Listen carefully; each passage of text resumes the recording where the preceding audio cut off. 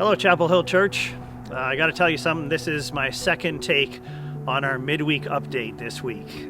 Yesterday, I recorded one, and then after we had recorded it, well, you all know what happened yesterday. And so I wanted to circle back and do another one and just touch on some of the things that happened yesterday in our nation. And I have to admit, yesterday was just a sad day. The whole thing, everything that happened in our nation's capital just overwhelmed me emotionally. I was caught up in it. I was just really saddened by all that happened, and it was a tough day. It was a hard day for us. I got thinking about my kids' future. I got thinking about all kinds of things and how something like this could happen. And here's what came out of it for me that I want to share with you today. There was a word that came to me in the midst of all of it, and that word was healing. And I want to remind you of a promise that God made to us. He said that if my people will humble themselves, seek my face, do what I'm asking them to do, and find me and ask me, I will heal their land. Our land needs healing. Our nation needs to heal from this. And so we need to come before God and humbly ask Him to heal our nation. And He can do it.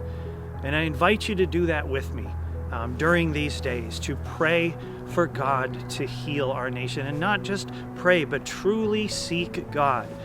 Last Sunday, I talked about listening for God's voice in the midst of all the opinions that come at us every moment of every day, and just focusing in on Him and His voice and allowing Him to speak to us and then responding to His voice in obedience. And there is no better time than this to do that, than to seek His voice, to seek His will, and to listen to Him, listen for His voice.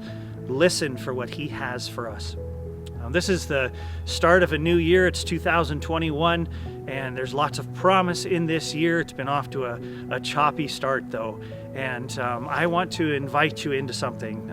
Among the leadership of the church, we are looking at some big decisions in the days ahead regarding starting up in-person services here at the church and those kinds of things. And I want to invite you into this process in terms of praying that we do hear God's voice clearly, that we know His will, that we understand with clarity what He has for us as a church. Will you pray for that? Will you commit to praying frequently and fervently right now, especially during this next week, that we would know exactly what God has for us?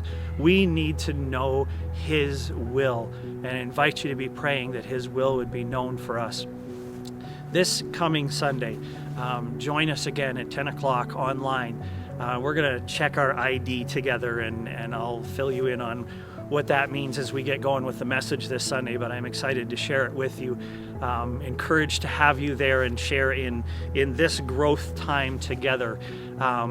Following the service on Sunday, I've set up a Zoom meeting where any of you who want to just come and hang out in that Zoom meeting, we'll just chat, just fellowship, get caught up, see how we can support and minister to each other, just hang out as a church online a little bit. So look for information on that in our weekly e-newsletter on how to get into that Zoom meeting. That information is there. Meanwhile, let me give you a couple of basic things to pray for.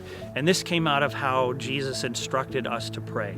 Two things that I want you to pray with me for. Number one, that God's kingdom would come.